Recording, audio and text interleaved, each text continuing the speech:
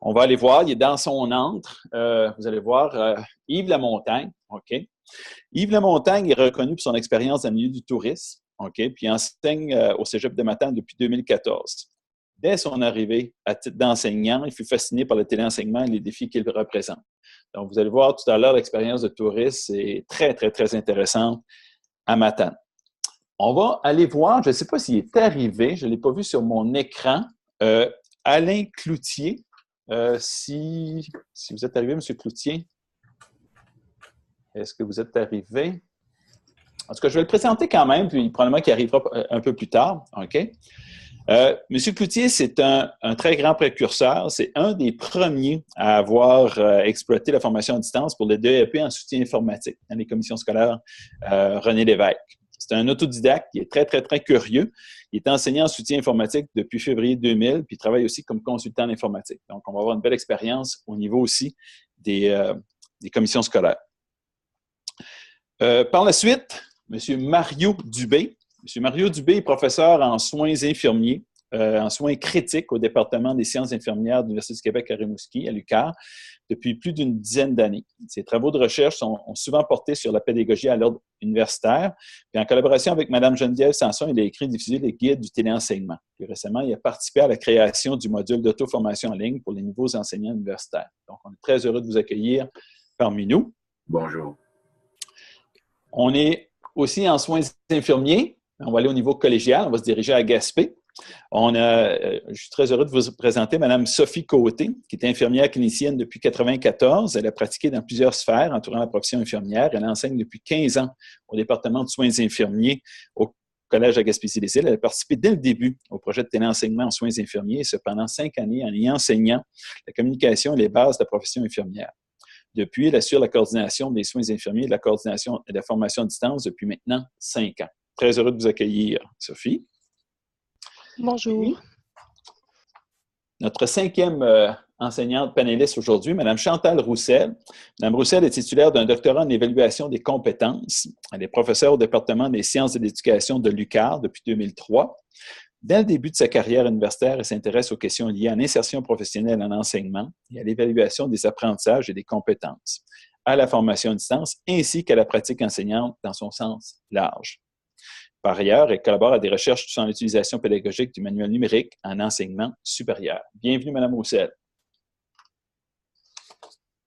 Bonjour. Donc, je laisserai la parole à Mylène Simard pour vous présenter une petite diapo. On veut juste, pour les gens qui débutent en formation à distance, on aimerait ça juste camper les différents modes de formation à distance parce que dans la présentation, vous allez voir, il y a tous les gens qui sont autour de la table œuvrent tous dans des modes différents. Ça fait que je laisse la parole à Mylène pour nous faire un peu de distinction dans les modes de formation à distance.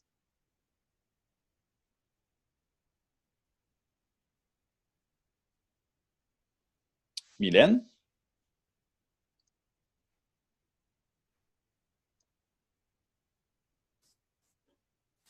Est-ce que Mylène est là? Son micro est fermé. Je m'excuse parce que je ne trouvais plus mon micro. Je retourne en partage d'écran. Quand on tombe en partage d'écran, là, je cherchais mon micro. OK. Est-ce que tout le monde, Daniel, tu vois bien mon partage d'écran actuellement? Oui, je vois très bien.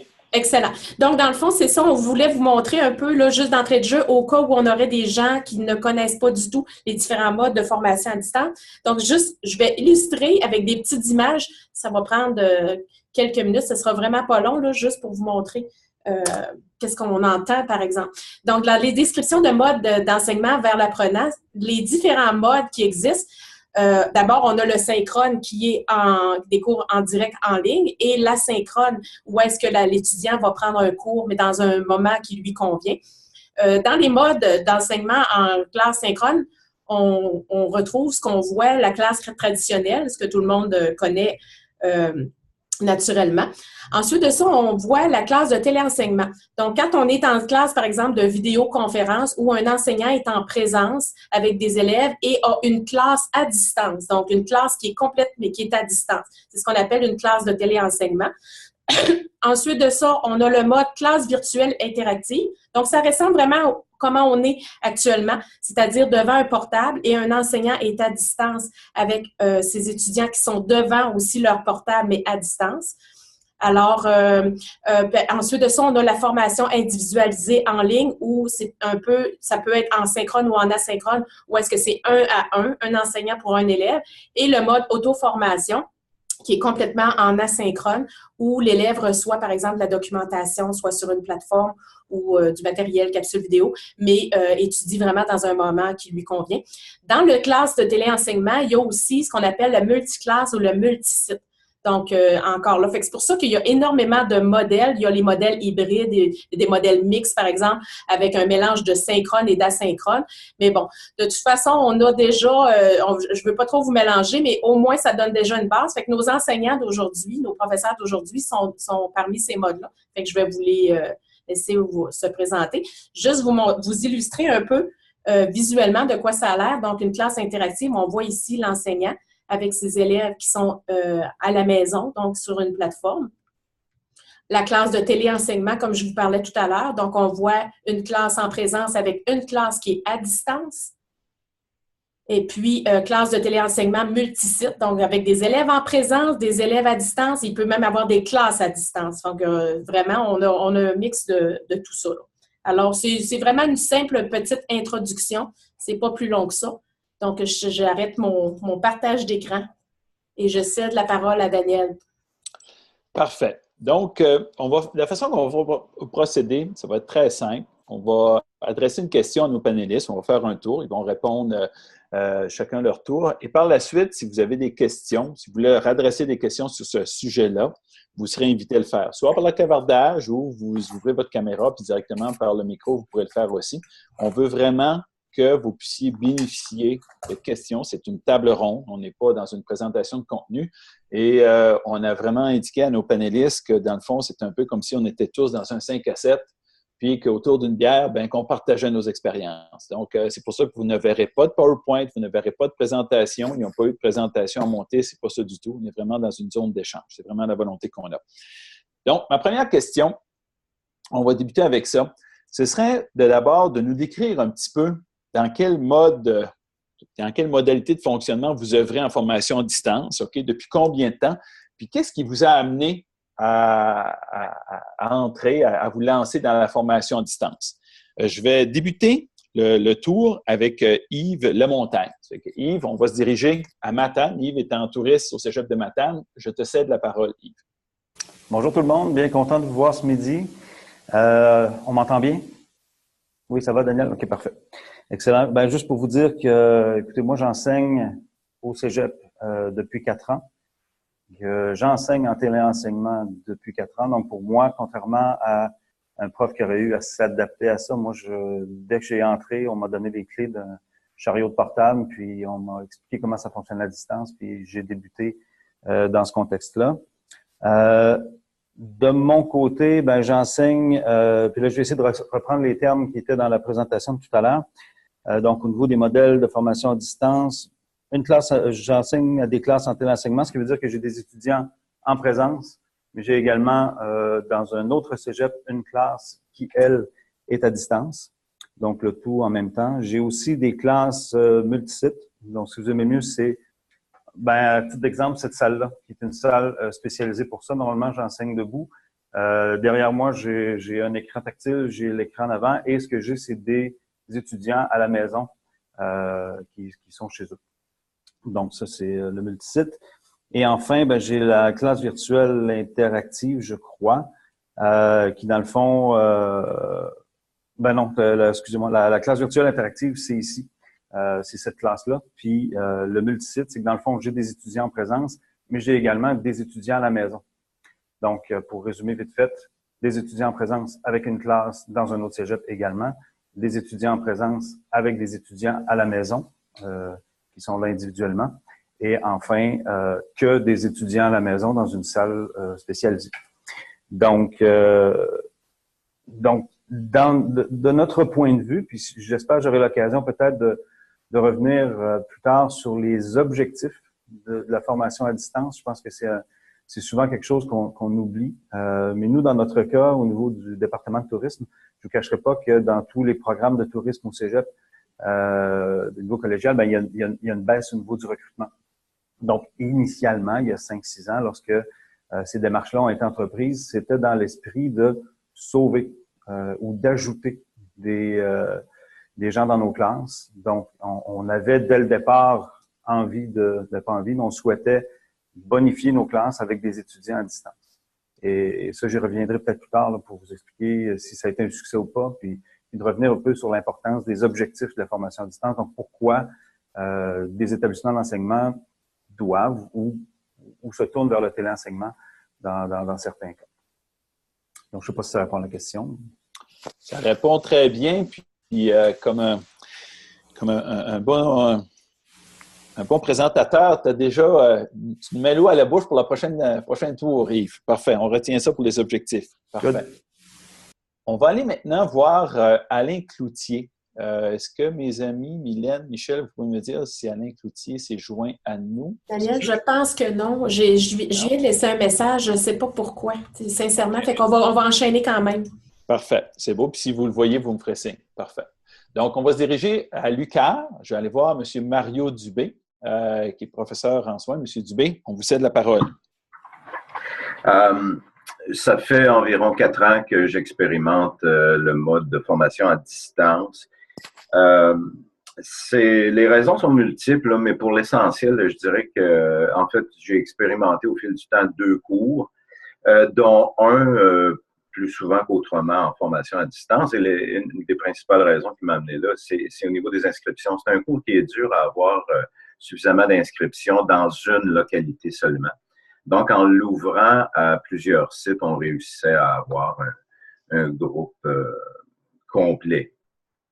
Une autre raison aussi qui m'a amené dans la formation à distance, c'est la mission même de l'UQAR ici, qui, entre autres choses, dit que, autant que faire se peut, l'UQAR doit desservir ou répondre aux besoins de formation de son territoire. Le territoire, l'Est du Québec, c'est plus grand que la Suisse. Mais bon, alors c'était aussi pour cette raison-là, mais aussi pour des raisons de défis pédagogiques. Moi, je pense que j'avais en main un cours qui était possible d'être présenté dans une modalité à distance. C'est un cours, et je vous parle d'un cours qui s'appelle arythmie cardiaque. C'est un peu ma spécialité, là, dans ma spécialité. Et c'est un cours qui a cheminé au fil du temps, c'est-à-dire c'est un cours qui s'est donné dans un premier temps dans une formule d'auto-formation en mode asynchrone, avec donc des étudiantes d'un petit peu partout qui suivaient le plan de match de module en module.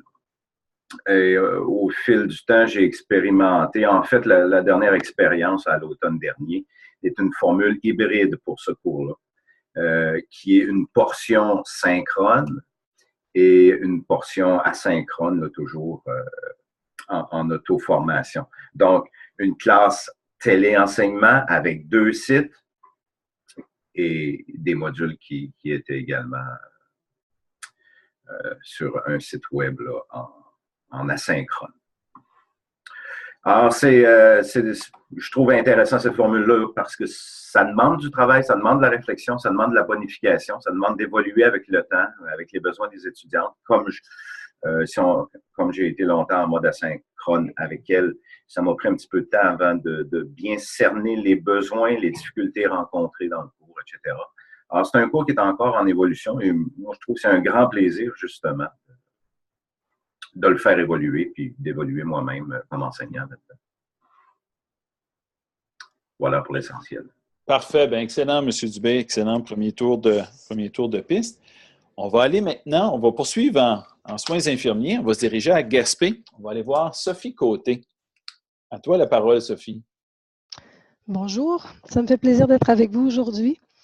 En fait, chez nous, ça fait plusieurs années qu'on a débuté cette formation-là. On a fait une première expérience il y a une douzaine d'années en offrant aux îles de la Madeleine la première année. Le but étant de ramener les élèves à Gaspé pour la 2e et la 3e année. Objectif qui n'a pas été très concluant, en fait, parce que nos élèves partaient ensuite des îles pour s'en aller directement en ville, même en reprenant certains cours qu'ils avaient déjà suivis à Gaspé.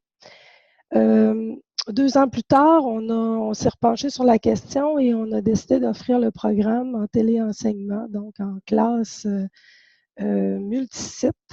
Donc, il y avait des élèves en présence à Gaspé, des élèves dans des classes ailleurs. On a commencé avec Carleton et là, on offrait les 3 années. Et depuis ce temps, nous faisons du téléenseignement à chaque session de cette façon-là. Depuis 3 ans, on a réintégré les îles de la Madeleine pour une cohorte de B0, donc un programme qui n'est pas le programme régulier. Ce sont des infirmières auxiliaires qui veulent devenir infirmières et qui vont terminer en mai. On est parti avec 12 élèves intéressés, 10 inscrites et il nous en reste 5 après 3 ans. C'est un gros défi. En soins infirmiers, c'est un défi encore plus grand. On m'aurait dit au départ qu'on aurait fait ça avec les soins. J'aurais dit que c'était un peu fou. Mais on se débrouille quand même assez bien. On a des cohortes qui sont fortes. On a des bonnes élèves. On a des élèves déterminés aussi, parce que quand on décide de s'inscrire en soins infirmiers en classe à distance, il faut être déterminé pour passer à travers tout ça. Moi, ce que j'ai trouvé très intéressant là-dedans, c'est que ça m'a amené à me pencher sur les stratégies pédagogiques utilisées en classe et à développer des choses intéressantes avec les élèves. La demande est venue de où? En fait, la demande est venue du fait que nous aussi, on avait besoin de recruter des élèves pour se faire des cohortes intéressantes et aussi des milieux, parce que pour faire face à la pénurie infirmière, les milieux nous ont contactés, donc les CSSS dans le temps, là, devenus CISSS, et ont participé activement à tout ce processus-là en s'impliquant, en fait, en débloquant des fonds et en s'impliquant activement là, dans tout le processus. Donc, ce qui fait que c'est un peu, c'est une entente, c'est un partenariat qu'on a avec les CISSS de chez nous pour en arriver à donner la formation à distance. On a même des classes qui sont situées dans les hôpitaux et qui permettent aux élèves d'être en contact direct avec le milieu dans lequel ils sont appelés à travailler après. Donc, ça aide au recrutement des hôpitaux et ça nous aide à avoir des classes et des cohortes intéressantes. Voilà. Excellent, Sophie. Parfait. Merci beaucoup. On va aller maintenant voir Mme Roussel. Mme Roussel à l'UQAR. On vous écoute. Alors, bonjour. Concernant le modèle d'abord que nous utilisons en formation à distance, nous enseignons au baccalauréat en enseignement professionnel. Donc, c'est une formation professionnalisante qui conduit à l'obtention d'un brevet d'enseignement. Alors, nous, notre modèle de formation, c'est l'auto-formation en mode asynchrone. Personnellement, j'utilise beaucoup Skype lorsque j'ai besoin de rencontrer les étudiants individuellement. Ces rencontres-là se passent toujours, dans mon cas, individuellement, en relation individuelle avec les étudiants lorsque le besoin s'en fait sentir en cours de trimestre. Cette utilisation-là est quand même assez récente parce que nos étudiants se familiarisent aussi graduellement avec l'utilisation de ces médias numériques. Il y a également, dans le cadre de notre formation pour l'évaluation des compétences, des stages qui sont évalués en présence par des superviseurs de l'université. Et durant ces stages-là jouent un rôle d'intégration des apprentissages dans la pratique. Alors, on va vérifier finalement si les apprentissages ont bel et bien été acquis et on évalue à ce moment-là des ressources inhérentes aux compétences professionnelles enseignantes. Depuis combien de temps j'enseigne en FAD? Eh bien, depuis 2003. C'est l'année où j'ai été engagée à l'Université du Québec à Rimouski. Pour moi, il s'agissait d'une toute nouvelle réalité d'enseignement, d'un nouveau contexte de travail et d'un programme qui était implanté à cette même automne-là, dans lequel je connaissais pas grand-chose. Mais je dois dire que ce modèle de formation-là a évolué beaucoup au fil du temps. Au départ, c'était vraiment une formation à distance avec des documents qui étaient acheminés aux étudiants. Et le formateur préparait sa documentation, envoyait tout ça par la poste, recevait les travaux des étudiants par la poste. Et ça fonctionnait comme ça pendant peut-être 2-3 ans.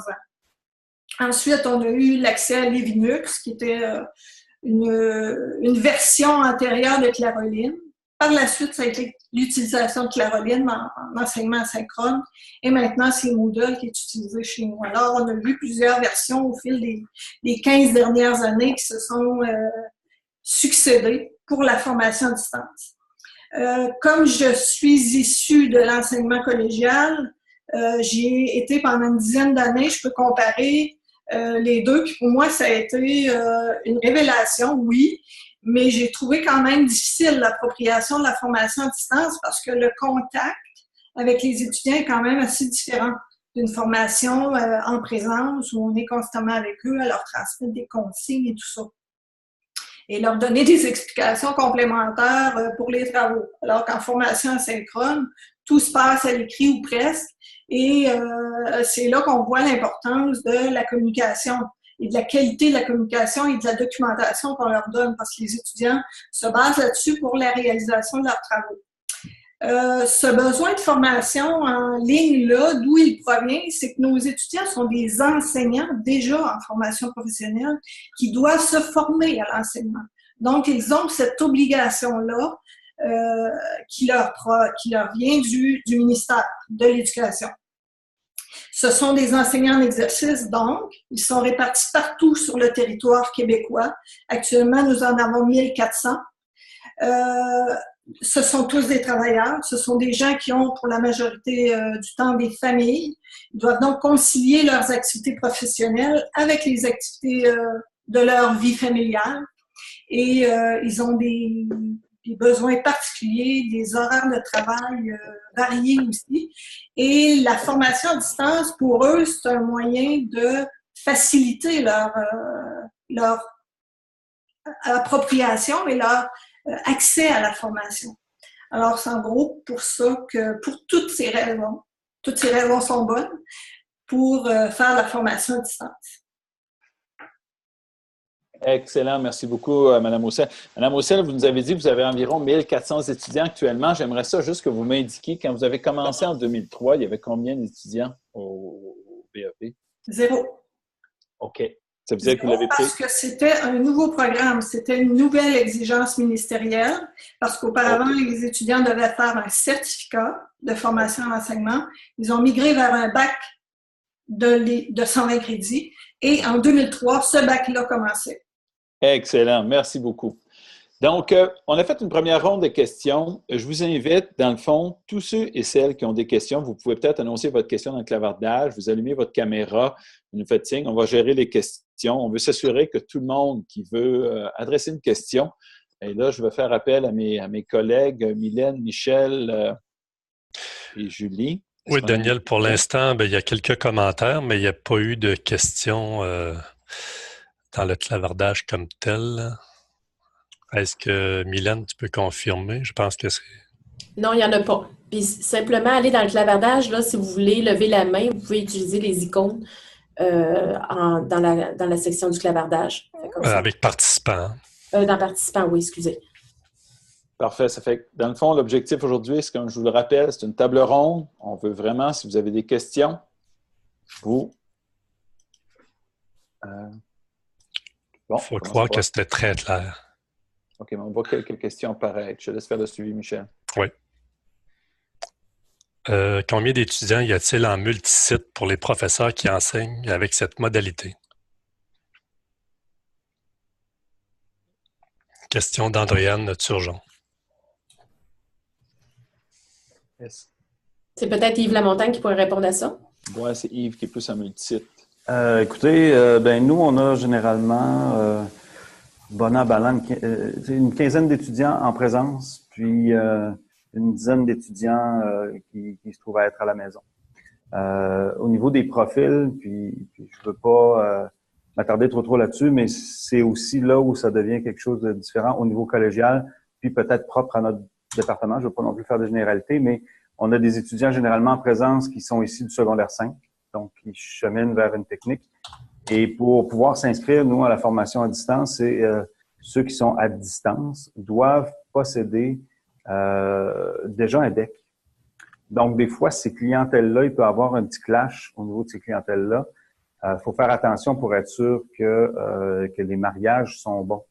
Parce que les étudiants qui font la transition du secondaire 5 vers le collégial ont besoin des fois plus d'attention que ceux qui ont déjà une technique ou qui ont déjà un bac ou qui ont déjà 5 ans d'expérience sur le marché du travail parce qu'ils sont en réorientation. C'est pour cette raison-là qu'ils se tournent vers la formation à distance. Les classes multisites peuvent offrir des fois des défis à ce niveau-là.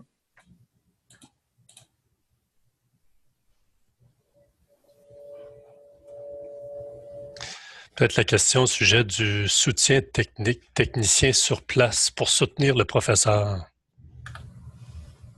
Qu'en est-il des étudiants à distance? Comment se déroule le soutien technique? Alors, ça ne s'adresse pas à quelqu'un en particulier. Ça fait que Daniel, si tu veux l'orienter, peut-être. Ton micro est fermé, Daniel.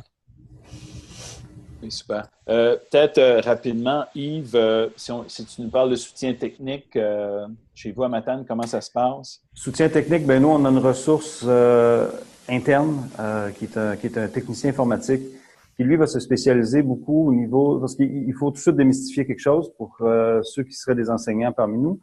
Moi, je suis là pour enseigner du tourisme. Je suis pas là pour déboguer du monde qui ont des problèmes d'informatique, qui ont des problèmes d'ordinateur ou moi-même dans la classe si jamais il y a des problèmes. Donc, sur place, on a une ressource qui est vraiment spécialisée avec le téléenseignement. On a un technopédagogue qui est René Bélanger, que vous connaissez possiblement à travers les activités de la FADIO, qui, lui, est là pour nous challenger au niveau de notre façon d'approcher des nouvelles technologies pour l'enseignement et tout ça. Puis, en ce qui a trait aux applications spécialisées, qu'on parle de, je sais pas moi, Moodle, Zoom, ben là, on réfère les étudiants vers les centres de dépannage de ces applications-là. Ce qui veut dire qu'un étudiant, moi, dans les faits, qui a de la difficulté, disons, à se brancher, si c'est pas moi qui est la source de ça, parce qu'il y a 8 fenêtres d'ouvertes ou parce qu'il a installé un nouveau jeu dessus puis que ça a fait planter son application, ben je vais le référer non pas à notre ressource spécifique, mais à celle des applications sur lesquelles il y a des difficultés. Puis après ça, lorsque ces problèmes-là sont réglés, ben il peut se rebrancher avec nous. Si c'est nous la source, ben c'est bien évident que moi, je fais un appel, puis tout de suite, la personne est ici. On est capable d'identifier le problème dans 99% des cas pour être capable de faire en sorte que ça amène qu'il n'y a pas trop d'interruptions. Cependant, ça m'amène à un point que je vais aborder tout de suite et rapidement, concisement. Nous, les étudiants qui sont en présence, comme les étudiants qui sont à distance, dès le départ, on a toujours amené la formation à distance comme étant un plus, comme étant une compétence significative qui allait travailler, qui allait développer, qui allait améliorer au fil du temps pour être capable d'en arriver plus tard sur le marché du travail à peut-être utiliser ces fonctionnalités-là pour être capable de gérer des équipes à distance, de faire de la gestion de projet à distance. Ce qui veut dire que lorsqu'il y a des pépins techniques, ben, on l'amène souvent en disant, ben, écoutez, je comprends que ça peut être un désagrément pour 5 minutes, mais ça fait partie de votre apprentissage aussi, d'arriver à travailler avec ces technologies-là. Nous, ça fonctionne très bien, tant du côté pédagogique avec René Bélanger, tant du côté technologique, avec une ressource qui nous est spécialisée là et qui, petit détail très important, est là aussi pendant nos heures de cours. Et est disponible sur l'heure du midi parce que moi, j'ai un cours qui commence à midi puis lui, il est parti dîner. J'ai quand même une ressource que je suis capable d'appeler pendant nos heures de cours, ce qui est très, très important parce que les problèmes ont tendance à arriver comme sur les voitures au moment où le garage est fermé puis les gens sont pas là puis les gens sont partis. Donc, voilà. Excellent. En espérant que ça réponde à la question. Super, merci beaucoup Yves. J'irai du côté de M. Dubé. Si vous nous parliez un petit peu du soutien technique, on va faire le tour nos panélistes. Au niveau du soutien technique, comment ça se passe quand vous enseignez avec Ricard? Ben, les cours que j'ai donnés en téléenseignement, évidemment, le soutien technique est assuré par une personne responsable de ça, un technicien là, aguerri, parce que moi, je n'ai pas nécessairement juste ce qu'il faut là, pour démarrer ça, mais j'ai la chance d'avoir un technicien qui va ouvrir tout le système, s'assurer que, par exemple, les 2 sites sont fonctionnels et que la réception est bonne. en regard du cours, quand je l'ai donné, ce cours en auto-formation, ben, c'est la plateforme Moodle sur laquelle je dépose évidemment tous mes documents. Et on a aussi là un bon support quand on a des questions, on peut faire des choses différentes là, avec Moodle pour nous aider, nous épauler. Je dirais que je n'ai pas souvenir d'avoir rencontré de problèmes majeurs, ni moi, ni mes étudiantes, il faut le dire, parce que parfois, sur la plateforme Moodle, j'ai mis des vidéos, en fait, j'ai mis toutes sortes d'outils pédagogiques, puis j'ai rarement eu de problème avec ça, ni moi, ni mes étudiants. Excellent. Merci beaucoup, M. Dubé. On va aller à Sophie. Sophie, si tu nous parles un petit peu de soutien technique, comment ça se passe chez vous? En fait, chez nous, on a le service informatique. On a la chance d'avoir le service informatique qui est tout près. Et au début du projet, le technicien en informatique venait s'asseoir dans la classe un peu pour rassurer l'enseignant et s'assurer que tout fonctionnait bien. Mais les enseignants sont devenus rapidement très en possession de leurs moyens, donc étaient capables eux autres mêmes de s'occuper de tout l'aspect technique, zoomer les caméras, bouger les trucs fermés et réouvrir les micros.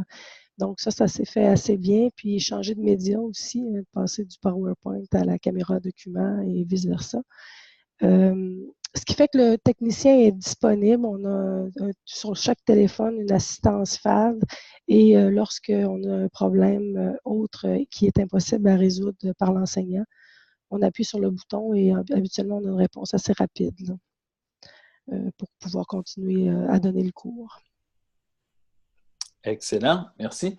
Madame Roussel, comment ça se passe? Je dois dire que durant les dernières années, j'ai eu assez peu de problèmes techniques. Je dirais que les problèmes techniques principaux sont, par exemple, l'utilisation de vidéos ou le dépôt de vidéos sur le portail comme tel. Mais ça, ce problème-là a été résolu. Ensuite, j'ai un cours particulier où des étudiants construisent un portfolio professionnel et où ils y placent des éléments très lourds à l'intérieur de leur fichier. Et parfois aussi, sur Moodle, il y avait des difficultés au niveau du dépôt de ces choses-là à cause de la lourdeur des fichiers. Et maintenant, ce problème-là semble vraiment réglé. Alors, pas vraiment de problème technique en ce qui me concerne. Excellent, merci beaucoup. Puis, je me permets de faire une petite récapitulation là-dessus. Ce qui est important de voir là-dedans, la question du soutien technique, elle est extrêmement importante. Puis, vous avez vu que nos panélistes ont répondu un peu selon leur situation. Je vous rappelle, si on est en asynchrone, vous avez vu la tâche, gestion des fichiers, des vidéos, le dépôt de matériel, ces choses-là, c'est plus ça qui nous préoccupe. Lorsqu'on est en synchrone, comme Sophie à Gaspé, Sophie Côté en soins, comme Yves, dans tous ces locaux-là, les établissements ont établi une ligne 1-800, on appelle 1-800 FAD, c'est-à-dire que lorsqu'on a un pépin qui fait qu'on n'a pas de communication, bien, vous comprenez que notre enseignant il devient en porte-à-faux. Puis vous l'avez vu aussi, c'est pas des spécialistes, puis on ne veut pas en faire des techniciens informatiques, ce n'est pas ça du tout. Ça veut donc dire que le support, un support étroit est très, très, très important. Puis, ce qui m'amène à dire aussi que si vos établissements envisagent déployer des programmes en formation à distance en mode synchrone, prévoyez un comité local dans lequel vous aurez un gestionnaire décisionnel, un responsable de technique et un responsable de pédagogie qui, ensemble, vont travailler de pair. Ça, c'est une condition de réussite importante. Oui, Daniel. Oui, je t'écoute, Michel. Juste avec les questions qu'on a présentement dans le clavardage, on pourrait faire l'heure et demie sans problème. Ça fait que, peut-être qu'il va falloir les envoyer aux gens qui présentent ce midi si ces gens-là veulent répondre, parce que je peux en poser une autre tout de suite, mais c'est sûr qu'avec 5 réponses, c'est super intéressant, mais c'est juste pour dire qu'avec le temps qu'on a. Donc, il y a Jean-Claude à 12h26 qui demande est-ce que le profil personnel des étudiants est évalué Et puis là, dans le fond, il vise pas quelqu'un en particulier, mais il dit que le profil personnel pour lui, ben, c'est l'autonomie, la persévérance, le travail d'équipe, le style personnel de communication. Je sais pas s'il y a quelqu'un qui veut répondre, si tu veux cibler quelqu'un. Ben, on va respecter notre tour. On va aller avec Yves. Yves, est-ce que tu veux nous parler un petit peu du profil? Tu nous as parlé un petit peu tout à l'heure là, par rapport à certains on deck, mais j'aimerais ça t'entendre un petit peu plus. Oui, bien, c'est sûr que, puis je vais essayer d'être assez concis et rapide sur ce point-là. Les groupes que l'on a strictement en téléenseignement, donc les individuels qui sont à la maison, dans le type de salle comme on a là, ça permet un contact, une personnalisation de la relation avec l'étudiant qui est vraiment direct. Faut dire que nous aussi, dans le programme, peu importe lorsque vous êtes inscrit en formation à distance ou en présence, il y a un voyage mandaté, en tout cas obligatoire, par année où tout le monde, on se rencontre. Ça, pour nous, c'était une condition de réussite. Parce que, effectivement, c'est facile pour un étudiant de se sentir perdu dans la formation à distance. C'est pour ça que nous, dans les prérequis, on demande qu'ils aient un DEC parce qu'ils auront fait déjà la démonstration qu'ils ont l'autonomie nécessaire pour être capables de passer un certain nombre d'heures à regarder la télé, même si vous avez Robin Williams en face de vous qui fait le clown pour tout le monde en classe. À un moment donné, il faut être capable de suivre, puis on se le cachera pas, les étudiants ont de plus en plus aussi de cheminements particuliers. On parle des déficits d'attention. Donc, c'est un produit qui est extrêmement intéressant. Nous, on fait beaucoup de personnalisation. En titre d'exemple, ben, effectivement, les petites rencontres qu'on faisait dans les corridors, ben, c'est devenu de disponibilité sur Skype. Donc, l'étudiant qui a une question, ben, il va te contacter en dehors des heures des cours pour être capable de parler avec toi, de discuter avec toi. On fait des rencontres sur des bases régulières aussi. Puis, on essaie d'aller chercher individuellement et créer une relation individuelle avec chacun des étudiants, ce qui est le véritable défi dans le contexte. Parfait. Merci beaucoup, Yves. On va aller avec M. Dubé. C'est une bonne question. Dans mon cas, c'est peut-être plus difficile, évidemment, bien que ça permette de faire développer, je pense à mon cours lorsqu'il est en mode asynchrone, permet de faire développer des aptitudes particulières au sens où tout le sens des responsabilités de l'autonomie, de la planification du travail. L'autodidaxie, finalement, qui n'est pas nécessairement monnaie courante là, pour toutes les étudiantes. Et je suis vraiment surpris de la progression qu'elles réussissent à obtenir dans ces sphères-là. Par contre, j'ai un collègue qui enseigne la santé mentale aussi dans une formule multisite avec des étudiants. Donc, le développement du savoir-être a une grande importance. Et pour en avoir déjà discuté avec lui, il n'a jamais rencontré de difficultés là. Et je pense que ça a toujours été clair pour lui qu'il réussit à voir, à faire et à amener ses étudiants dans un développement nettement plus personnel et savoir-être. Donc, j'aurais tendance à croire qu'en tout cas, c'est possible. Mais moi, personnellement, je n'ai pas vécu beaucoup d'expérience là-dessus. C'est un peu plus limité. Parfait. Excellent. Merci, M. Dubé. On va aller avec Sophie. Sophie, tu nous parlais tout à l'heure du B0, des gens qui viennent, qui ont un profil, eux, déjà d'auxiliaire, puis ceux qui arrivent, dans le fond, qui prennent la technique au complet. Qu'est-ce qu'on pourrait dire au niveau du profil des étudiants? Comment tu qualifierais leur profil? J'aurais tendance à reculer un petit peu avant.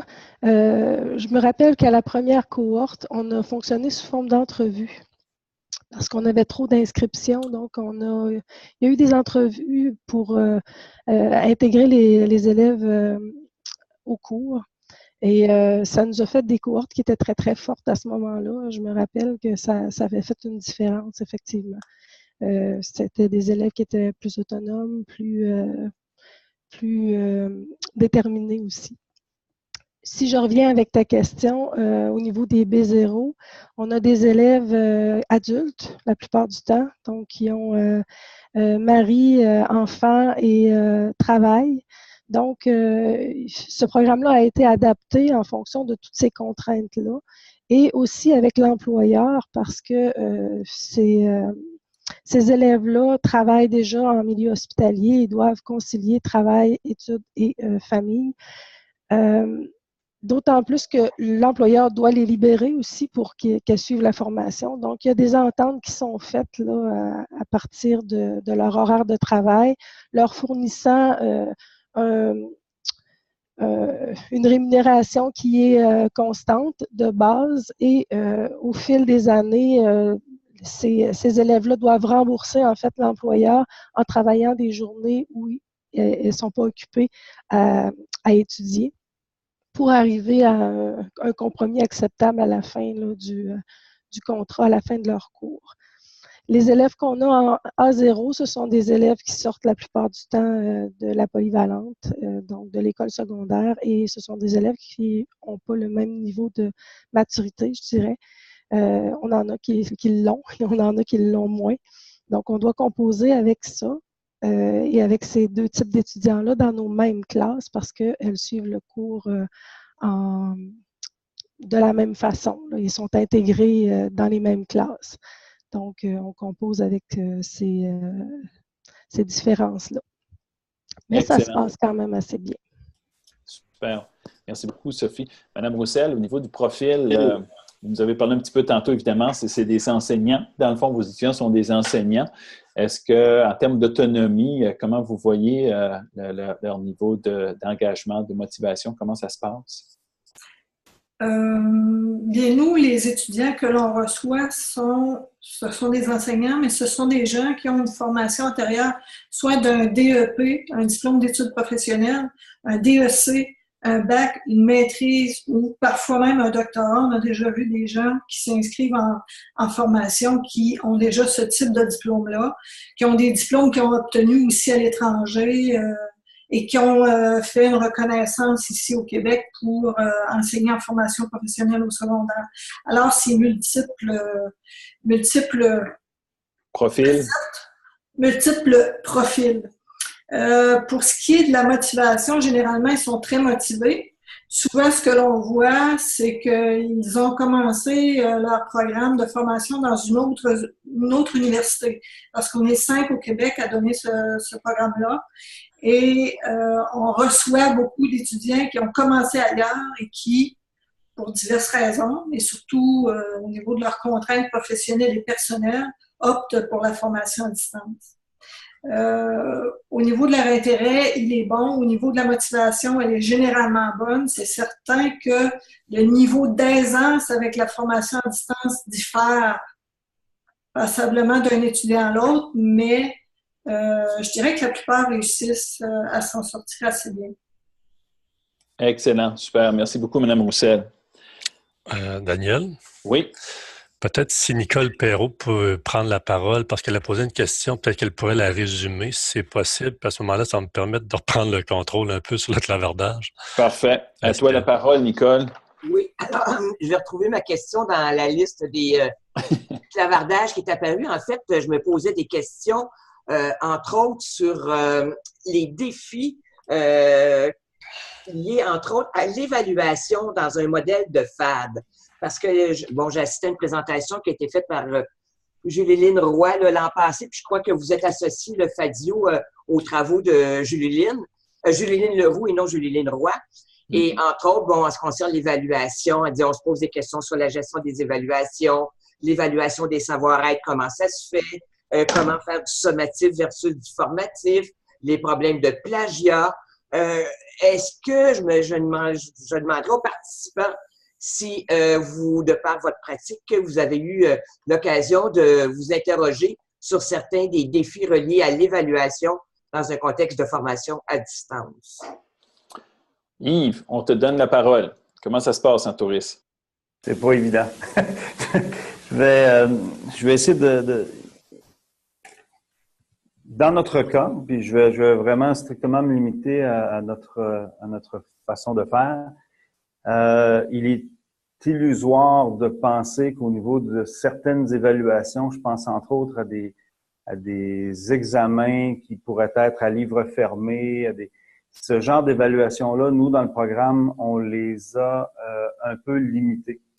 Par le passé, ce qu'on faisait pour éviter tout, c'est que si j'avais une étudiante, je sais pas moi, à Val-d'Or, on trouvait un cégep, le cégep le plus proche, elle allait là, je faisais parvenir l'examen, on payait pour un un gardien qui allait assister avec elle à l'examen. Si elle avait des questions, elle avait une ligne sans frais pour pouvoir nous rejoindre. Ça. Sauf que les coûts pour ça, puis même il y a des fois, c'est extrêmement difficile parce que les étudiants, on en a de partout qui sont dans des lieux, des fois, très loin de d'autres établissements d'enseignement. Donc ça posait des problèmes.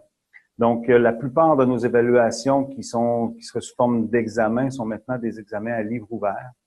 On tend à laisser, à gérer très bien le temps pour éviter que ça puisse leur permettre de se consulter entre eux. Évidemment, on les fait à caméra ouverte. On utilise aussi des applications comme les Google Docs, des choses comme ça, pour qu'on puisse voir les étudiants remplir les réponses au fur et à mesure. Donc, ça nous permet de voir s'il y a du copier-coller qui peut se faire. Et nous, on travaille avec l'application VIA, qui offre, entre autres, une fonction de surveillance d'examen qui a pour effet de prendre les étudiants et de les amener en silo. Donc, ce qui veut dire qu'ils ne peuvent plus communiquer ensemble, ils ne se voient plus. Ils sont toujours inscrits, il n'y a pas de problème, ils sont toujours dans la salle virtuelle, mais ça, je vous dirais qu'on l'amène toujours comme on essaie toujours de le présenter comme une mesure efficace, mais dans les faits, la véritable efficacité d'une surveillance serait que l'étudiant nous montre son environnement de travail. Utiliser son téléphone, quelque chose qui s'inscrit à la salle à distance et qui nous montre son environnement à distance, qu'il ferme son téléphone par la suite et que nous, on puisse voir littéralement son écran. Et la technologie pour ça et les coûts engendrés par ça sont quand même importants. C'est pour ça que les examens, on leur donne pas trop de temps.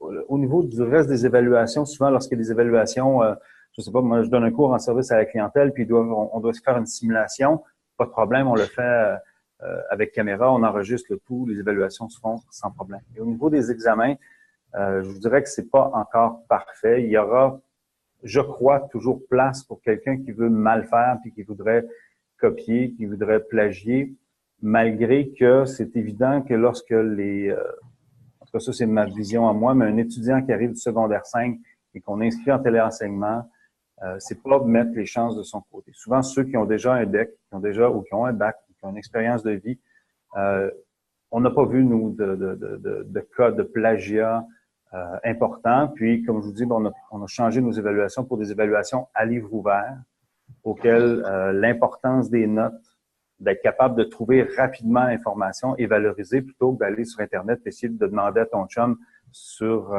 il y a des trucs aussi sur Moodle, évidemment, dans les questions, de rendre les questions aléatoires, de rendre les choix de réponse aléatoires. Donc, il n'y a jamais personne qui est rendu au même point dans le même examen parce que tout est mélangé.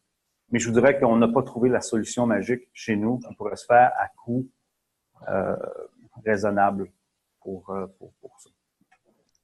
Excellent, merci Yves. J'aimerais peut-être préciser ma question. J'ai ajouté une autre question parce qu'il me semble que j'ai entendu parmi les intervenants certains parler de l'approche portfolio. Est-ce qu'effectivement, justement, l'approche portfolio que j'écrivais dans mon chat, que j'apprécie énormément, est-ce que la FAC peut être une occasion pour promouvoir le recours au portfolio pour le suivi des apprentissages et l'évaluation des apprentissages? Parfait. J'irais peut-être, dans le fond, on va continuer avec M. Dubé, puis on va ajouter ce paramètre-là à la question, Nicole.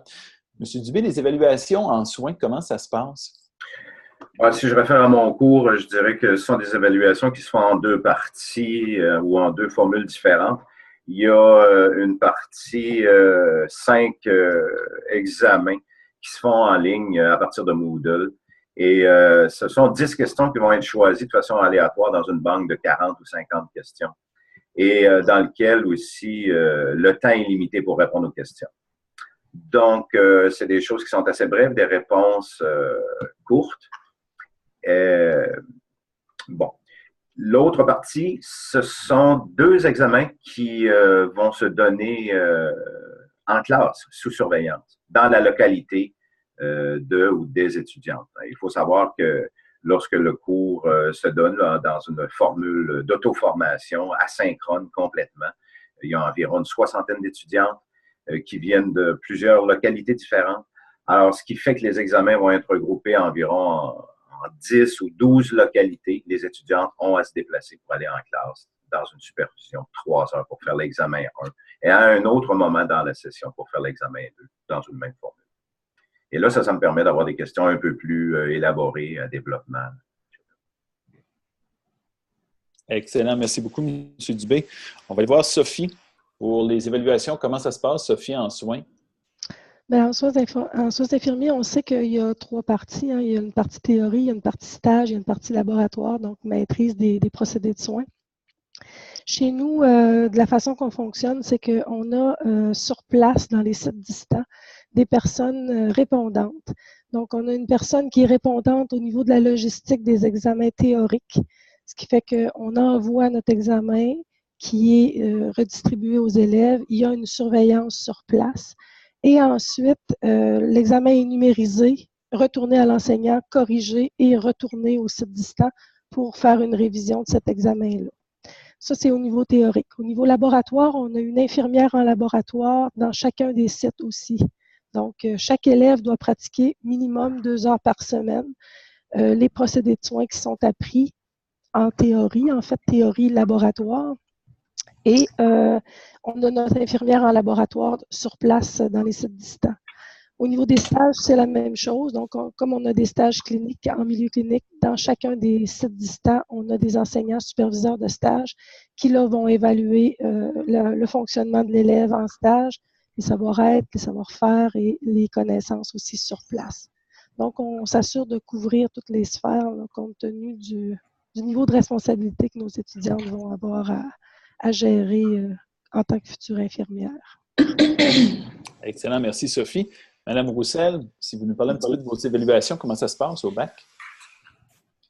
L'évaluation, quelle grande question. Une question qui est extrêmement complexe, qui a été mon objet de thèse de doctorat et qui, je dirais que c'est un panier de crabes, comme disait mon directeur de recherche. Les évaluations, c'est toujours quelque chose qui reste à travailler, peu importe dans le mode d'enseignement ou de formation dans lequel se trouve. Comment moi j'évalue les étudiants, c'est que j'évalue constamment avec des tâches complexes en leur demandant des réponses construites à partir des connaissances qu'ils auront acquises. Dans mes cours, présentement, je n'ai pas de problème de plagiat entre les étudiants parce que je me dis que c'est à peu près impossible. Impossible à cause de la nature des cours que je donne. J'ai un cours qui s'intéresse à la reconnaissance d'acquis, donc c'est pas un cours à contenu comme tel. Et l'autre cours, c'est un projet personnel de formation en activité spécialisée. Alors là aussi, c'est un cours où l'étudiant ne peut pas copier sur l'autre parce qu'il y a 150 DEP différents de la formation professionnelle. Alors, il se spécialise dans un de ces 150 domaines-là, si on veut. Alors, la possibilité de plagier, elle n'est pas existante, là, je pense, en tout cas. À moins que je me fasse berner, mais ça m'étonnerait. L'autre chose, en ce qui concerne le plagiat, pour moi, ça a été une préoccupation depuis de nombreuses années. J'ai écrit d'ailleurs un tableau qui se trouve sur le portail du soutien à la pédagogie universitaire et il traite justement de l'intégrité académique et de l'évaluation dans ce contexte-là. Alors, je donne des pistes dans ce tableau-là. Les gens qui sont intéressés peuvent le consulter. Il y a une autre dimension dans notre programme, mis à part les travaux que l'on peut faire dans les cours sous la forme asynchrone, il y a les stages où là, on va vraiment évaluer les compétences et les habiletés des gens en enseignement. Alors, on a comme 2 dimensions. Puis le stage, lui, permet aussi de vérifier l'identité du candidat, ce qui n'est pas toujours possible de faire en formation asynchrone lorsqu'ils nous remettent des travaux. Et ça permet également d'intégrer des apprentissages qui auront fait dans le cadre des cours. C'est un peu comme ça que ça fonctionne chez nous. Excellent. Merci beaucoup, Mme Roussel. Nicole, peut-être faire du pouce sur ta question. Établir une chose, vous avez entendu les réponses. Quand on est en asynchrone, les gens vont utiliser parfois Moodle ou il va y avoir une surveillance avec une personne directement au site, comme M. Dubé nous l'a dit tout à l'heure. Quand on regarde au collégial, si on prend un cas comme Sophie avec soin, on a des répondants locaux. C'est donc dire qu'on a encore une surveillance humaine. Si on prend l'exemple de Yves avec tourisme, où on est en multisite, on a un programme au Collège de Gaspésie-des-Îles qui est en aquaculture, qui est dans ce mode-là. Là, à ce moment-là, le défi est très important. OK? Parce que ça veut dire que là, vous pourriez tous être chez vous aujourd'hui, puis moi, je fais une séance d'examen, puis je vous partage un examen. Ça veut donc dire que là, c'est un défi très, très, très, très important. Vous avez vu, soit qu'on contrôle le temps, on peut gérer des caméras, on peut parfois utiliser la série Google Drive pour avoir du temps réel, mais c'est un chantier extrêmement important. Puis tu disais tout à l'heure, Julie-Lynne Leroux de l'Université de Sherbrooke, on travaille sur un projet. Julie-Lynne, à la rencontre cet automne, a fait état de ses travaux. Plus tôt cette semaine, elle a fait l'avancement des travaux. Mais comme Mme Roussel le disait, l'évaluation, quand je peux garantir une surveillance humaine à mes étudiants distants, c'est une chose. Parce que là, dans le fond, je reproduis le contexte présentiel. Mais quand je ne peux pas, comme disait Yves aussi tout à l'heure, c'est un enjeu qui n'est pas résolu. Là, actuellement, ce projet de recherche-là, qui va voir des résultats là, avancer un peu plus ce printemps, sert à répertorier les bonnes pratiques puis à les documenter parce que c'est un enjeu très important. Daniel, j'aurais une question qui va mener à oui ou non, peut-être. Ah, peut-être, bon. C'est une question plus technique. Fait que moi, pour être juste envers tout le monde, là, je suis en train de poser une question qui date de 12h30, juste pour vous donner une petite idée. OK. Est-ce que les gens qui enseignent vraiment en classe synchrone, est-ce qu'ils ont des caméras qui permettent de suivre, de s'ajuster au mouvement, ou si ce sont seulement des caméras fixes? Fait que peut-être ça peut être les gens qui enseignent vraiment dans ce mode-là, là, synchrone. On va aller avec Yves, à Matane. Yves. Nous, à Matane, écoutez, en classe, j'ai une caméra avec une télécommande qui me permet d'ajuster. Elle ne me suit pas. C'est pas un tracking là, qui fait que. Mais si un étudiant pose une question, puis que j'ai en présence et que j'ai des étudiants à distance, ben on a des fonctions qui sont préprogrammées. Donc, je tape 1, mais là, ça va aller directement à la personne qui est en train de poser la question et tout ça. Et lorsqu'on a des sites à distance, comme des classes à distance, je peux prendre le contrôle de ces caméras-là à distance. L'expérience a fait en sorte qu'au début, on laissait le contrôle de ces caméras-là aux étudiants sur les campus à distance. Et quel Dieu que c'était une mauvaise gestion des classes que ça donnait. Ils ont mis le niveau, changé les caméras de place, puis bon, c'était un peu le bordel. Donc maintenant, c'est ça. Lorsqu'on a des sites à distance, bien évidemment, on a le contrôle de ces caméras-là pour être capable de suivre à distance. Nous, je dirais, au niveau du département, on donne toujours nos cours debout. On donne toujours nos cours devant la caméra. On se déplace comme si, même si j'ai que des étudiants qui sont à distance, comme je le ferais dans une classe régulière, je suis incapable, moi, d'avoir une caméra de portable branchée sur ma face en gros, puis en train de passer un PowerPoint, quelque chose. Il faut que ce soit plus dynamique que ça. Puis il faut varier beaucoup les approches pour arriver à garder les étudiants, pour continuer de capter l'attention. Excellent, merci Yves. Je vais aller avec M. Dubé. M. Dubé, quand vous êtes en téléenseignement, comment ça se passe au niveau de la gestion de caméra? Ben, ça se passe assez bien. Je dirais que ça dépend des sites où j'ai enseigné, parce qu'il y a des endroits où les caméras se déplacent. Mais pour moi, ça n'a pas un gros atout parce que je me déplace, je bouge beaucoup, mais pas sur un grand territoire finalement. Là où je me déplace, même une caméra fixe fait bien le travail. Parce que de toute façon, j'ai souvent une présentation, un support visuel où je vais utiliser le tableau. Alors, je me déplace, mais dans un endroit assez limité. Donc, si la caméra est fixe, ça ne me pose pas de problème. Ce que je trouve intéressant dans certains endroits, c'est où l'étudiante, pour le site receveur, par exemple, l'étudiante qui a une question, lorsqu'elle amorce le micro, ou en tout cas, la caméra se déplace et il y a une espèce de follow qui est fait sur l'étudiant. Ça, je trouve ça intéressant. Je ne sais plus précisément, dans le fond, qui pose la question. Excellent. Super, merci. On va aller avec Sophie. Sophie, au niveau de la caméra, comment ça se passe? Ça ressemble beaucoup à ce que M. Lamontagne disait à Matane. Donc, on a des fonctions de pré-programmation qu'on peut utiliser. Comme on fait, nous, des démonstrations de laboratoire, donc des démonstrations de procédés de soins, on va souvent utiliser la caméra à document pour du matériel qui est plus petit, qui prend moins d'espace et qui demande de zoomer de façon plus prononcée.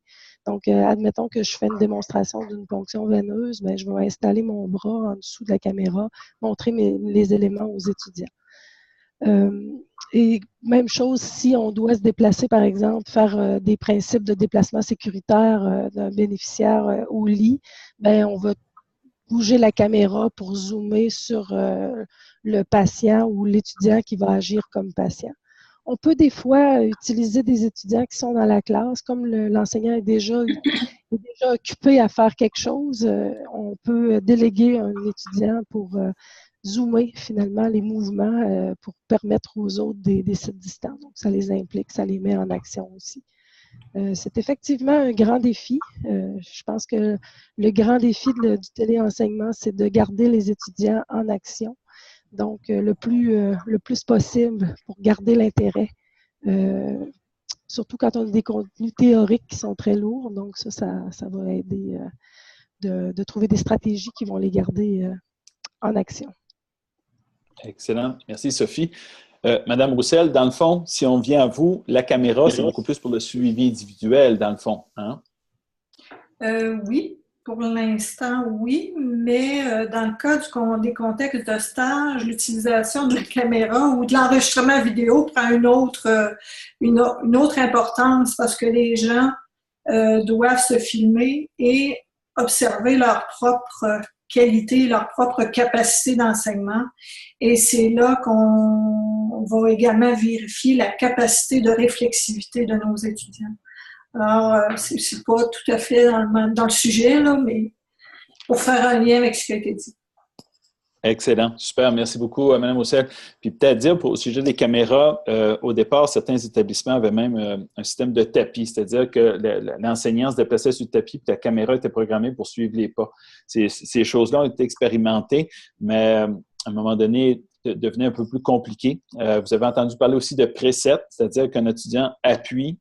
Au niveau collégial, ce qui est beaucoup, c'est qu'on essaie de reproduire le plus possible les expérimentations qui ont été faites sur le territoire, c'est qu'on a essayé de reproduire le plus possible la classe présentielle, c'est-à-dire la spontanéité. OK?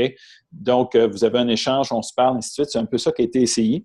Puis, d'autre part, vous dire aussi que Sophie, tout à l'heure, nous parlait de la caméra document. Ça, c'est un outil, c'est un peu comme ceux qui ont mon âge vont se souvenir des rétroprojecteurs avec un acétate. Imaginez-vous un rétroprojecteur qui est électronique et qui va multiplier par 20 ce qu'on peut voir. Ça veut donc dire que si vous avez une manipulation fine, vous avez une dissection, vous avez quelque chose à faire, vous la faites directement là et ça sort sur l'écran au complet. Ça fait que ça, c'est le genre de choses qui sont exploitées, effectivement. Oui, Daniel. Je ne sais pas si Marc Lachance peut poser sa question au sujet de l'abandon dans les cours qu'il a posé à 12h32. Est-ce que Monsieur Lachance, on vous écoute. Vous pouvez allumer votre microphone juste dans le coin en bas à gauche, Monsieur Lachance. Donc, est-ce que vous m'entendez? Très bien. Parfait. Donc, ce que je veux savoir, c'est on sait que la formation à distance, un des problèmes, c'est de retenir les étudiants parce qu'il y a un taux d'abandon assez important. Donc, moi, je voulais savoir au niveau de la collaboration entre apprenants, ça se fait comment? Vous faites ça comment? Est-ce qu'il y en a? Puis, est-ce que les gens collaborent ensemble? Est-ce qu'il y a des travaux à faire en équipe? Donc, c'est un petit peu ça ma question que je voudrais savoir. Excellent, M. Lachance. On va aller avec Yves à Matane. Yves, comment ça se passe, les travaux d'équipe, puis la collaboration, les échanges entre les pairs en tourisme? Moi, je vous dirais que, puis je peux peut-être aborder en même temps la question de l'abandon. Nous, au niveau du téléenseignement, peu importe je vous dirais que pour faire une histoire courte, le prof avec des présentiels et avec une classe à distance, chez nous, ça s'est révélé être difficile. Parce que les étudiants à distance qui sont dans une classe et qui interagissent ensemble, avoir un prof qui capte l'attention, c'est un véritable défi. Le sentiment d'appartenance est beaucoup plus difficile et tout ça. Dans les autres formes, que ce soit du multisite, que ce soit qu'avec des étudiants à la maison, en individuel, nos taux d'abandon sont pratiquement inexistants, mais ceux que l'on a, ce sont des...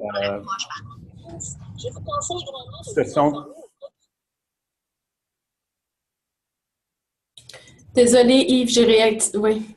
C'est correct. Ce sont dans ce temps-là, des circonstances vraiment hors de l'ordinaire qui font qu'il y a un abandon. Donc, je vous dirais qu'à ce niveau-là, c'est plutôt c'est pas très significatif chez nous. Par rapport aux liens qui peuvent se créer entre les étudiants, ben nous, c'est spontané. Dès que les étudiants en formation à distance, en téléenseignement, s'inscrivent, automatiquement, ils créent toujours un groupe Facebook.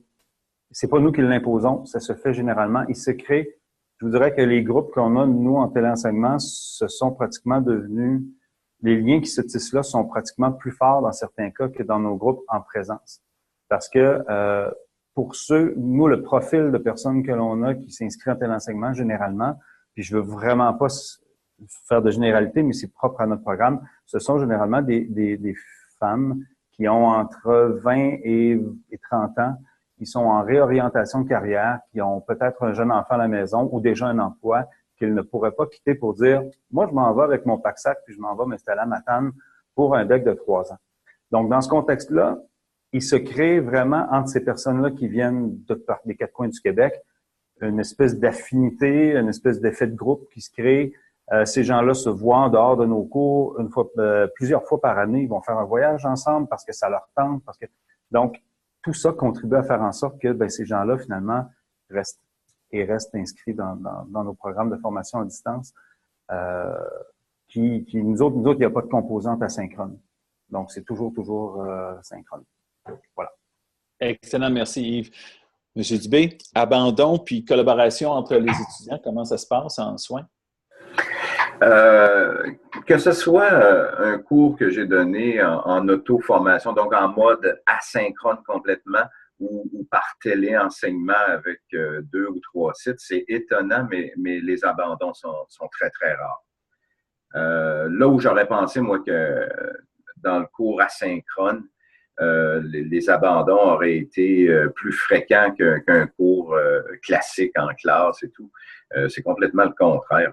Si je perds des étudiantes, c'est au début du cours. Alors, je soupçonne que les étudiantes avaient fait ce choix, cette inscription au cours, et avant même de le débuter ou dans la première semaine, vont abandonner pour différentes raisons. Ils ont pris trop de cours, ils ont eu une charge de travail plus importante à l'extérieur que ce qu'ils croyaient, parce que je dois vous dire, vous vous en doutez, moi j'enseigne à des infirmières, donc ce sont tous des infirmières qui travaillent pour la très, très grande majorité. Donc les abandons en cours de cours sont vraiment, vraiment très, très rares. Je n'ai même pas souvenir d'avoir perdu 1 ou 2 étudiants. Pour ce qui est des liens qui se tissent entre chacune d'elles, moi, j'ai pas de travaux d'équipe, que ce soit mon cours asynchrone ou mon cours donné dans une formule de téléenseignement, il n'y a pas de travaux d'équipe en tant que tel. Mais j'ai quelques constats quand même, c'est que par téléenseignement, je dirais qu'il y a une unité qui se crée, il y a une collaboration qui se crée dans chacun des sites. Et j'irais même jusqu'à croire que parfois, il y a une espèce de compétition entre les sites. Je vous dis ça, c'est vraiment sous réserve, c'est pas scientifique comme démarche, mais il me semble observer quelque chose qui va dans ce sens-là. Lorsque mon cours se donne en mode asynchrone, je suis étonné de constater qu'il y a des liens qui se tissent entre certaines personnes qui sont inscrites dans le cours. Certaines ont une expérience de travail qui peuvent être aidants dans le cours et il y a une espèce d'alliance spontanée qui se fait tout au long du cours. Je vous dis ça, puis ce sont des étudiants, je vous le dis, qui sont à l'extérieur, mais je dois vous dire que dans ce cours d'arythmie cardiaque en mode asynchrone, ce sont des étudiantes que je vais avoir en contact téléphonique minimum 2 reprises au cours du trimestre.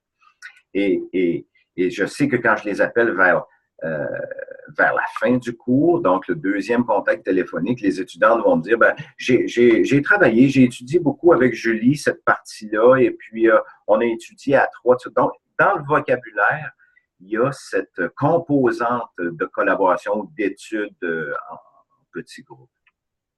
Mais sinon, moi, je n'ai pas d'exigence en tant que telle, comme par exemple les travaux d'équipe. Excellent. Merci beaucoup, M. Côté. M. Dubé, excusez-moi. Sophie, on va aller voir Sophie à Gaspé. Chez nous, on a fait une tentative, je dirais, il y a une douzaine d'années, quand on était avec la première année aux îles, où on a fait venir les étudiants des îles pour essayer de créer une espèce de complicité entre le groupe de Gaspé et le groupe des îles, et on n'a pas trouvé que ça a été très, très concluant.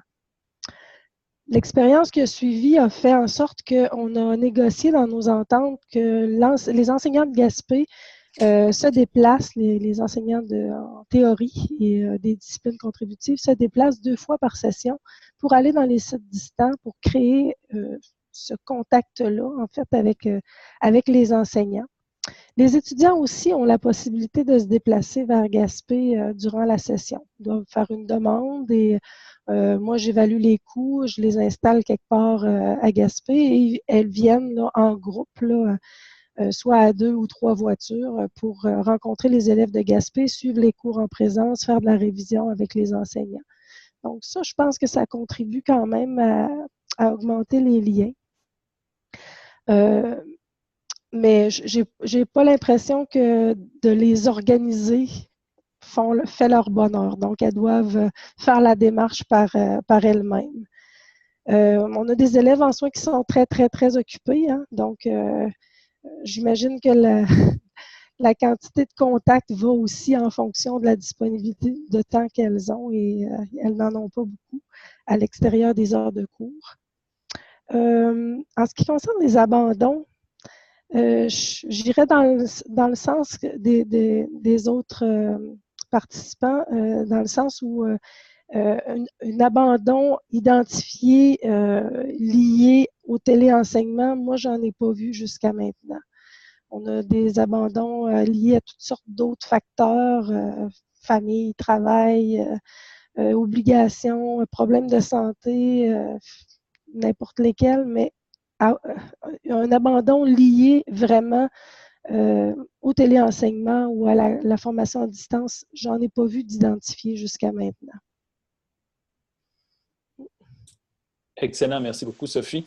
On va aller avec Mme Roussel. Mme Roussel, en termes d'abandon puis de collaboration entre les apprenants, comment ça se passe au bac? Au niveau de l'abandon, je ne sais pas, je n'ai pas vraiment de statistiques comme telles. Je sais que ça arrive parfois qu'il y a des étudiants qui abandonnent parce que le mode d'enseignement ne leur convient pas, le mode d'apprentissage ne leur convient pas. Mais généralement, les étudiants, je dirais qu'ils restent en formation parce que eux, cette formation-là, elle est très étroitement liée à leur embauche dans un centre de formation professionnelle et le ministère de l'Éducation exige la réussite d'un certain nombre de cours pour le maintien, l'obtention d'abord et le maintien de l'autorisation provisoire d'enseigner. Alors, si l'étudiant ne fait pas ses cours et ne les réussit pas, il ne peut pas obtenir son autorisation ou renouveler son autorisation d'enseigner, alors il est mis hors circuit de l'enseignement. Et c'est leur gagne-pain. Alors, ils sont fortement liés à cette exigence-là. Mais il y a d'autres facteurs, par contre, qui font que l'étudiant peut abandonner sa formation. Les dimensions familiales, si par exemple, il n'y a pas de contrôle l'année suivante dans le centre où il travaille, une baisse d'effectifs d'élèves, bien ça, c'est des facteurs à considérer là, pour chacun de nos étudiants. Et à ce moment-là, ils retournent exercer leur métier, charpentier, menuisier, plombier, etc., au lieu de continuer leur bac. Au niveau de la collaboration maintenant entre les étudiants, ce que je vois dans mes cours fréquemment, c'est des étudiants qui sont collègues de travail dans un même centre et qui se suivent constamment dans les cours qu'ils suivent. Alors, c'est plutôt ce type de choses-là que j'observe parce que les cours que je donne en ce moment ne sont pas nécessairement favorables à des activités de collaboration ou de coopération ou de travaux d'équipe. Ce sont plutôt des projets personnels que les étudiants doivent faire. Alors, voilà en ce qui concerne ces deux aspects. Excellent, merci beaucoup, Mme Roussel. Je me permets quelques éléments de réponse. Si j'ai un commentaire à vous dire par rapport à l'abandon, assurez-vous que lorsque vos étudiants s'inscrivent dans un programme, qu'ils comprennent parfaitement dans quelle modalité de fonctionnement ils s'inscrivent. Ça, c'est un enjeu que j'ai pu voir à l'intérieur du FADIO, des établissements, des endroits où ça fonctionne, où ça accroche. Si l'étudiant, il arrive, puis je ne savais pas que ça allait être comme ça, ou on ne m'avait pas dit ça, ou c'était pas clair. Vous avez vu au tout début de la rencontre, Mylène nous a présenté différents modes, différentes icônes. C'était une des volontés d'essayer de faire que quand on lance des programmes avec des inscriptions, que moi, ces icônes-là puissent, avec un certain descriptif. Mais c'est certain qu'il faut que nos étudiants, quand ils s'inscrivent dans un programme à distance, comprennent bien dans quelle situation ils vont être. Ça, je vous dirais, c'est la première chose. Deuxième chose, je vous dirais, en termes d'abandon, effectivement, il y a différentes statistiques. Je vous dirais, actuellement, vous avez vu, tous nos intervenants, il n'y en a pas un qui œuvre dans le même mode de formation à distance. Puis dans l'ensemble des 16 établissements du FADIO, on n'a pas un programme qui est déployé exactement de la même façon en formation à distance. Ce qui fait que tenir des statistiques qui seraient rigoureuses puis qui tiendraient la route par rapport à ça, les expériences sont encore assez récentes puis sont très, très, très, très variées. Okay? Ça fait que c'est pour ça que statistiquement parlant, on peut difficilement tenir la route puis c'est difficile de répondre à cette question-là en termes d'abandon.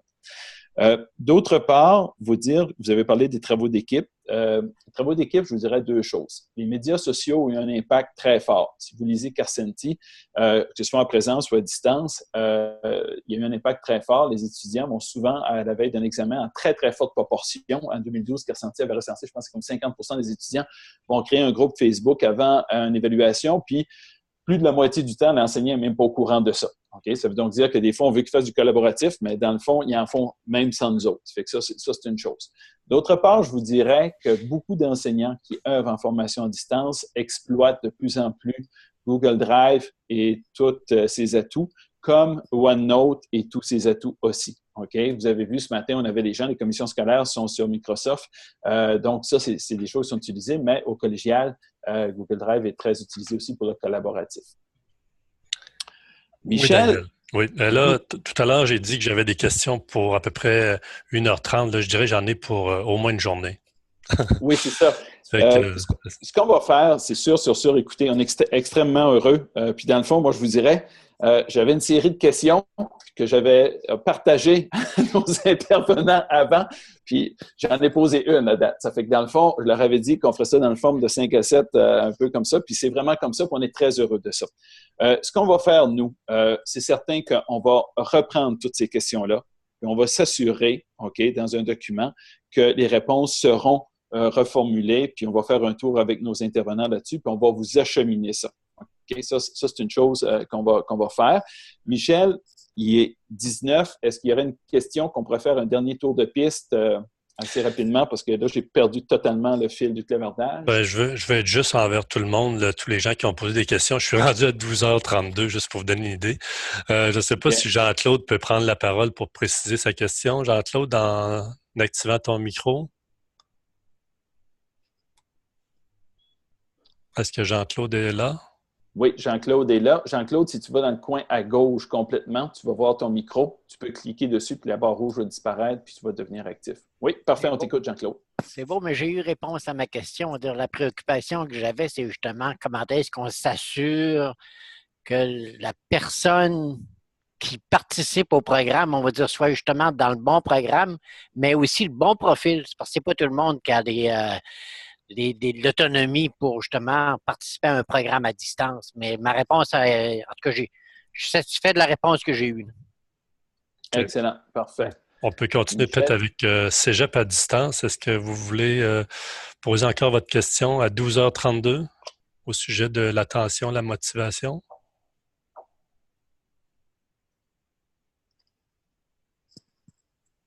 Est-ce que quelqu'un du Cégep à distance est là présentement? Cégep à distance, vous pouvez allumer votre caméra dans le coin en bas à gauche et allumer votre micro dans le coin en bas à gauche aussi. Motivation. Oui, en fait, oui, allô tout le monde.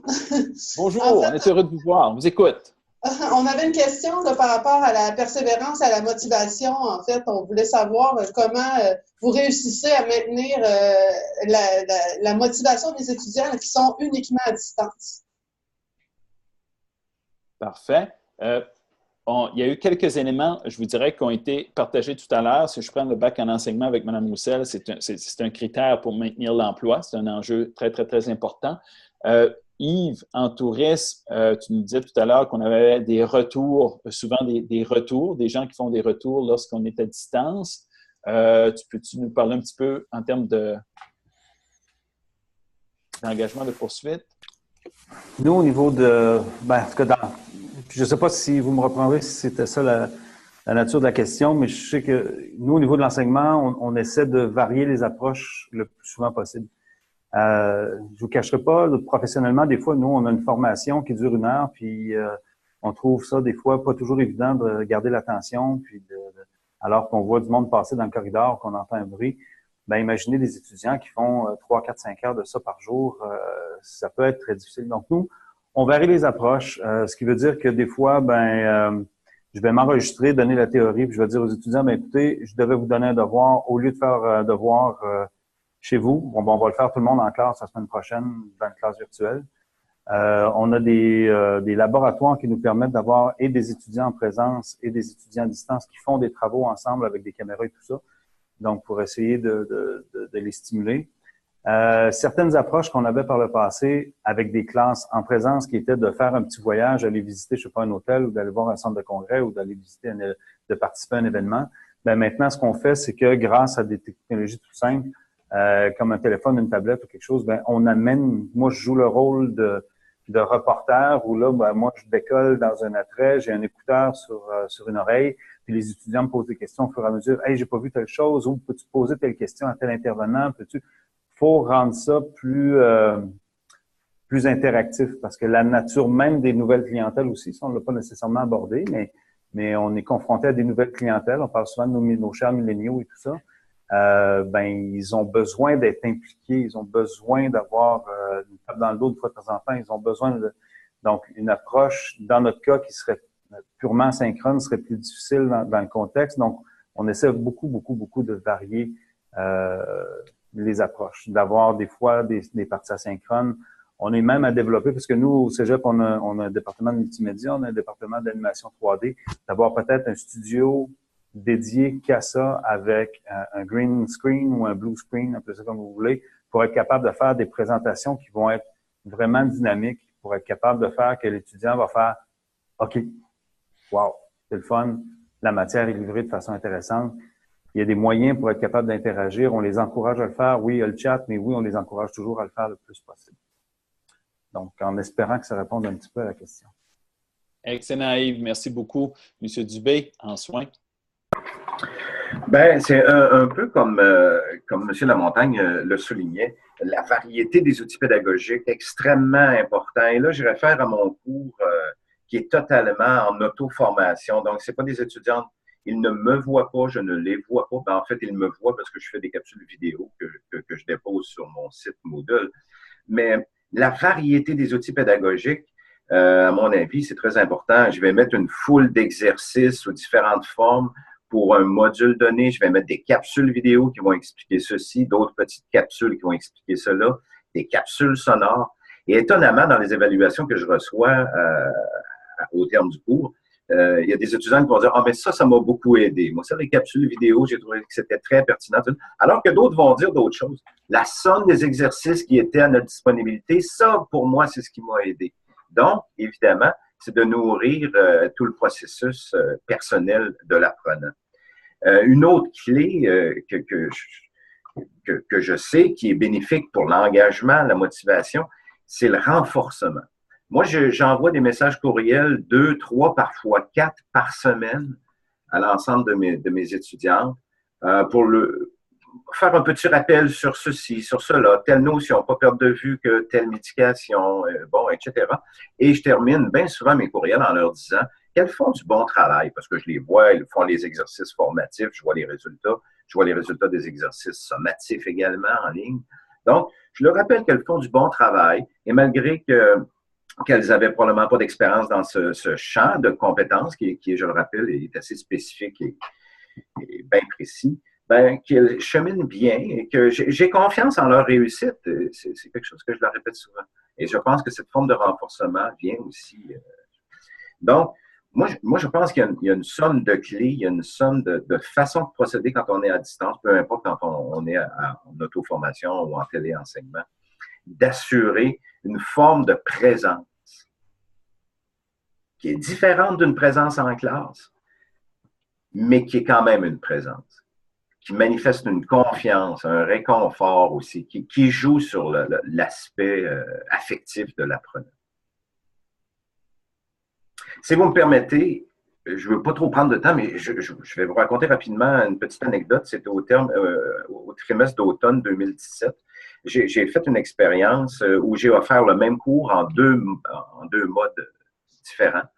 J'avais un groupe qui était en auto-formation, donc complètement à distance, des documents sur site web, etc. Et j'avais un autre groupe qui, lui, jouissait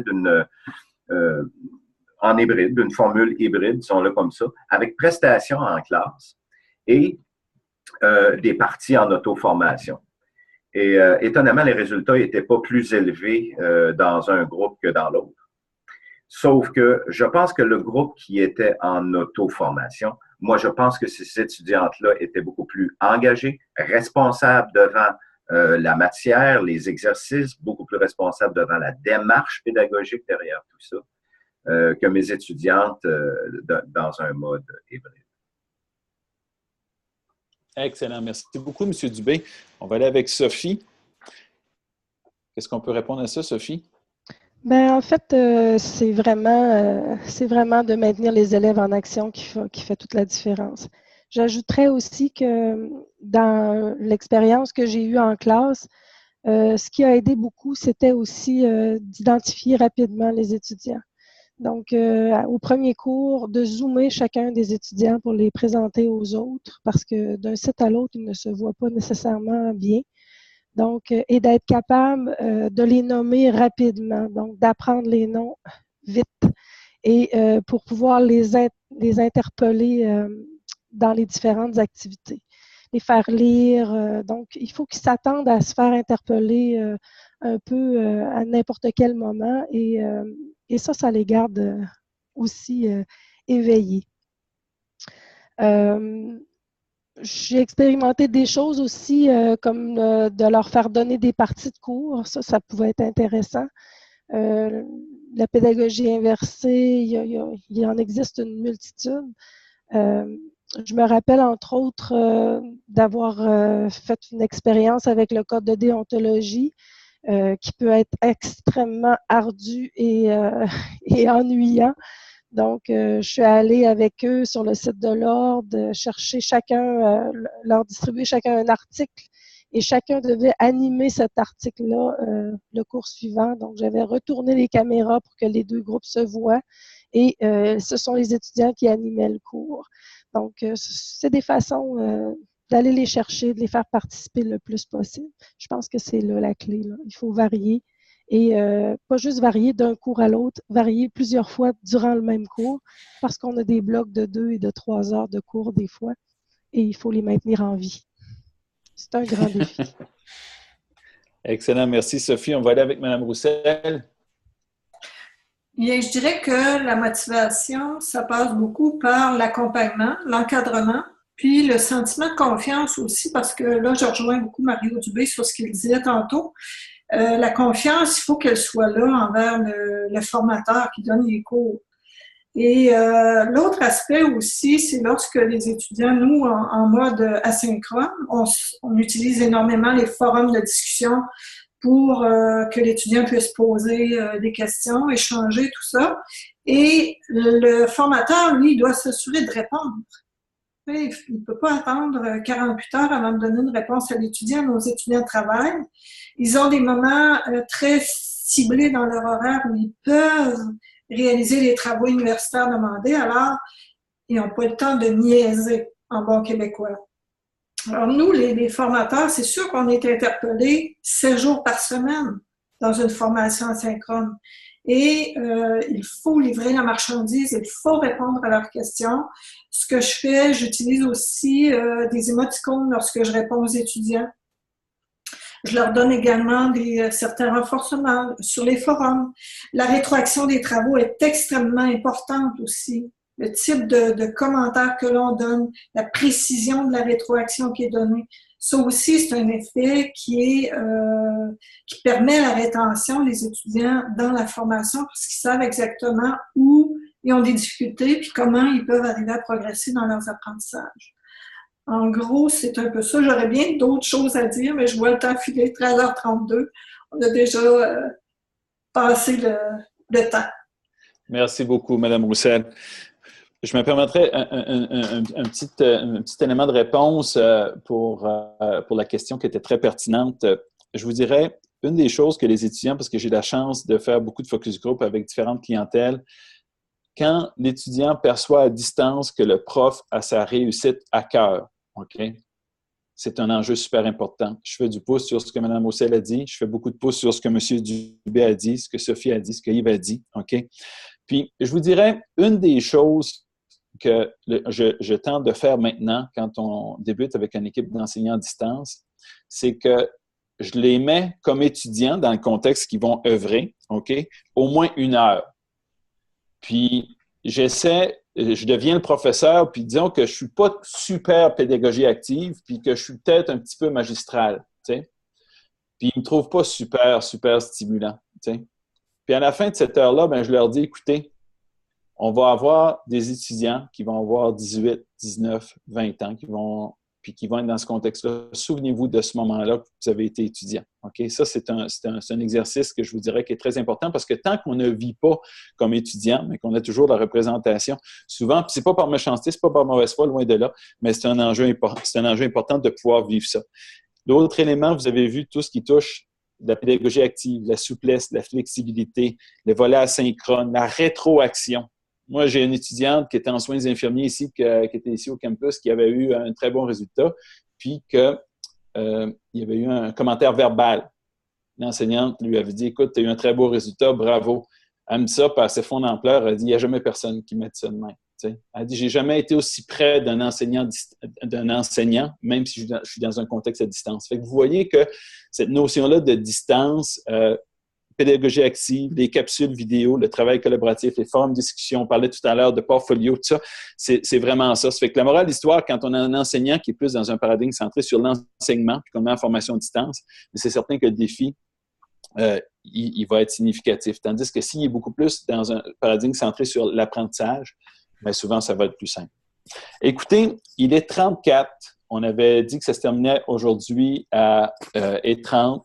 Vous êtes encore beaucoup de participants. Je veux vraiment remercier M. Yves Lamontagne à Matane, M. Mario Dubé à Lucar, Mme Sophie Côté à Gaspé, puis Mme Chantal Roussel. Vous avez été extraordinaires, d'une grande richesse. Vos propos ont été très, très nourrissants. Écoutez, vous allez voir le chat éclabousse en commentaire élogieux à votre égard. Je vous remercie beaucoup. Puis on va vous revenir probablement pour essayer de faire une synthèse des quelques questions là, qui n'ont pas été complétées parce que c'est ce qu'on veut. Puis à tous les participants, je vous remercie. Parce qu'au départ, on vous disait que c'était une table ronde, on voulait des échanges, mais on en a eu, puis on en est très heureux. Merci beaucoup, Daniel. C'était un plaisir d'être avec vous autres ce midi. Merci. Super. Merci beaucoup, tout le monde. Puis écoutez, il reste encore quelques ateliers sur la formation à distance cette semaine. Puis au plaisir de se revoir. Merci beaucoup. Merci. Merci, au revoir. Merci. Merci beaucoup. Merci. Merci.